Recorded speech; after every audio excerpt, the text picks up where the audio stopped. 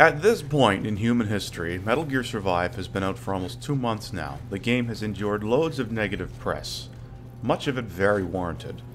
I've got about 50 hours clocked so far, and while I don't want to do a full structured review, I do want to offer some parting thoughts on the matter. The gameplay you're looking at here is the final stage you play before the credits roll. At time of recording this dialogue, it is April 13th, 2018, and I cannot recommend this game in its current state or price point, for the Steam version anyway, to anyone. Some of my favorite Resident Evil games are the spin-offs, and I decided, damn it, I'm gonna try to like this game. It's not meeting me halfway. I understand how the opening hours of this game do not play well. This is for a multitude of reasons, not the least of which is the high expectations of Metal Gear Solid 5. Depending on how much time you have clocked in that game, it's going to take a while for your brain to accept that you're not playing MGS5 anymore, that stamina is now a limited resource, that the scope is mapped to a different button, that virtually no mission progress is saved, and death means everything you have done is for naught. One of the earliest mechanics introduced in the game is the whole fence poke thing, which frankly is kind of embarrassing. For those unaware, your character can craft and conjure up chain link fences. The Wanderers, hereafter referred to as zombies because that's what they are, can queue up behind the fence, at which point you jam spear through it. I'm not saying this doesn't make sense, I just don't like it as a concept. It feels like it's some kind of game-breaking mechanic that you discover way after it would be useful. But the game expressly shows you how to do it. 10 zombies are coming at you. Joke's on them. I've got a fence generator and a stick. Early encounters in the game devolve into place fence, poke with stick. Fence maybe breaks, build another and poke with stick. I can understand how some of the gaming press could clock a few hours, denounce the game, and then never play it again in what I suppose I could call the Guitar Hero approach. After all, in Guitar Hero, if you were horrible in the song in the opening stages, it just game overed you and you didn't get to play the whole thing. I don't know, maybe you work 40 hours a week, maybe you have other interests or obligations. Never be ashamed to throw in the towel on a game because you don't want to trudge through 10, 20 hours to get to the good parts. Your free time is valuable. It is funny though that many of, well, okay, really I'm just citing Donkey and Jim Sterling on this. But they latched onto the whole $10 for a second save slot thing and then stopped, because if they'd continued with the game, they would have discovered the litany of even worse ways the game goes to nickel and dime you. Now, to clarify, this is for a second character slot, not another save slot. If somebody else in the residence wants to play this game for some reason, they need only sign onto their corresponding profile on the console or Steam, family sharing, whatever you want to call it, and then they get their own save. Paying for a second character is not entirely unheard of in Metal Gear Online. MGS4's iteration famously did that with its horribly wonky DLC payment system. Those were the days. What is different, though, is this allows you to purchase completely different classes. See, your stock character is what's called a survivor class. There are 4 other classes, each with their own perks, but they're all hidden behind that $10 paywall. I get that the MSRP on this game was only $40 only. Console versions are seemingly down to $20 now on the American Amazon. So the base game client costs $40, and that's what it is, it's a client. It connects to a server, and therefore it cannot be played offline like Phantom Pain could. The base client costs $40, and then the other 4 playable characters cost a combined $40. The same price as the game itself. I feel like this pricing scheme isn't very proportional. When I say $10, what I really mean is 1,000 coins, which translates roughly to 1 cent per coin, hence $10. I'm assigning it that value because you can purchase 100 survival coins for 99 cents. There is a slight volume discount that scales if you pony up more money, but for the purposes of discussion, I'm going with the base value.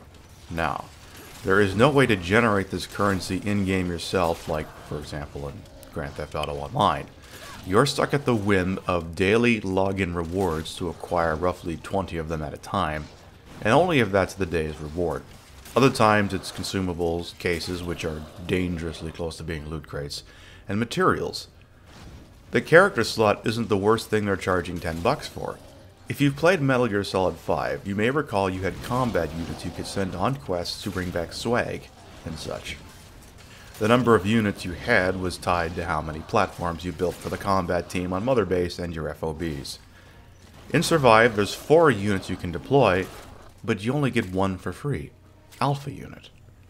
If you want Bravo, Charlie, and Delta unit, that's 1,000 coins each, please. They've made what is a borderline intangible gameplay facet cost as much as the paywalled character classes. I actually renamed the Alpha unit to be the Frugal unit, because I'm not paying for that. They also nickel and dime for the loadout presets you could create in Metal Gear Solid 5, stat boosts, and one thing I'll get to later. On another front, I will say there were times when I enjoyed myself. Some of the tower defense stuff was fun. This mission you're looking at, where the game pre-establishes defenses for you, definitely one of them. I also did enjoy the exploration aspect to a point. I'm playing this on PC, so for the moments that aren't exactly thrill rides, I could listen to a podcast, browse the internet, talk in our Discord, wink wink nudge nudge, any number of computer-based multitasking. What I'm driving at is this game has pacing problems that I could look past because I'm playing the game sitting at my computer desk. If I was sitting on the couch with a controller in my hand, I don't think I would be nearly as forgiving. There are some other things this game does that I like as well. I do like the addition of bow and arrows. That's something that probably could have been in Phantom Pain. I like where the story went too, once it finally got around to telling you about it. You have to do a solid majority of the Afghanistan reused asset area missions and the Angolan reused asset area missions before it finally lets the beans spill that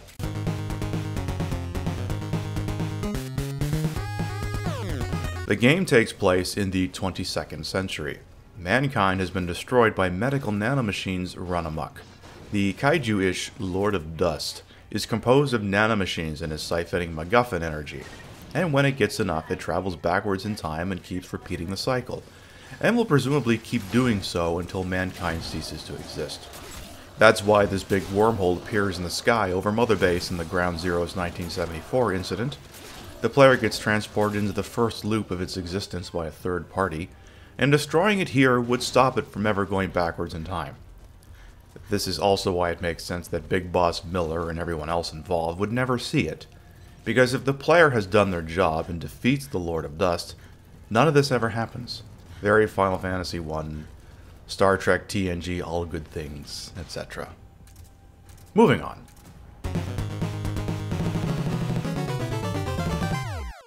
Another much maligned feature that deserves every bit of flack it gets is the AI support character who chimes in whenever your oxygen, hunger, or thirst drop below 50%. It is especially grating in the start of the game because you're not often going to be able to get thirst and hunger much above 50%. The AI calls you and warns you that the value is dropping. That itself is fine. The problem is when the AI keeps talking another 3 or 4 lines explaining how to eat, drink, or refill the oxygen tank. It wasn't any less patronizing the 10th time you heard it, and there's no way to signal to the game that you understand the concept, so please stop breaking the flow of whatever I'm doing to run the same goddamn tutorial script again. Yes, thank you. I had no idea I was getting hungry. I'm a little busy right now fending off trackers or such. I'll address it when I have a moment. Staff management also takes a huge step back. Now, in this game, you have significantly less people to manage than on proper Mother Base. That part is fine. The problem is the game doesn't tell you who's good at what. You have to drop them into a unit, wait an arbitrary amount of time, then check back to see if their profile says something like, though not motivated would provide results, or other such vague terminology.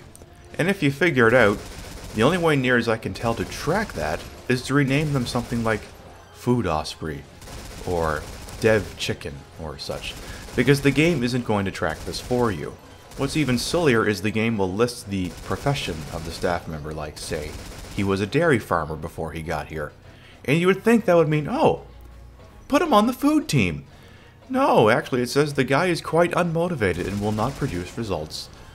So basically what I'm saying is my base camp has no food and the game keeps screaming about it. But I haven't seen any tangible negative effect from this yet other than it pitching a fit about my people starving to death. Whatever. So where I am now in the game, I'll firmly call the post-game.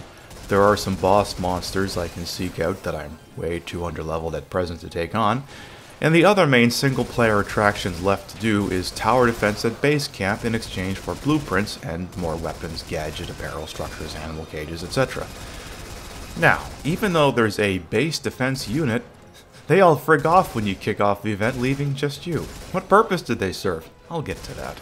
In this case, you're left to defend your precious camp yourself, using your own weapons or defenses that you've built. But again, this is a crafting survival open world game, so resources to actually do this are in short supply, unless you wander aimlessly around forever or play the online co-op portions. So, I did a wave. I blew through the ammo I had, lost a few structures, poked a bunch of zombies through a fence, and I think I unlocked a wall or something. Okay, I got a few fences and some shotgun rounds. The hell with it, let's double down and go for wave 2. And every other multi-wave tower defense mission to the game in the game to that point, it was almost, at maximum 2 minutes before the next wave would kick off. Nope, you have to wait 24 hours before it'll kick off again.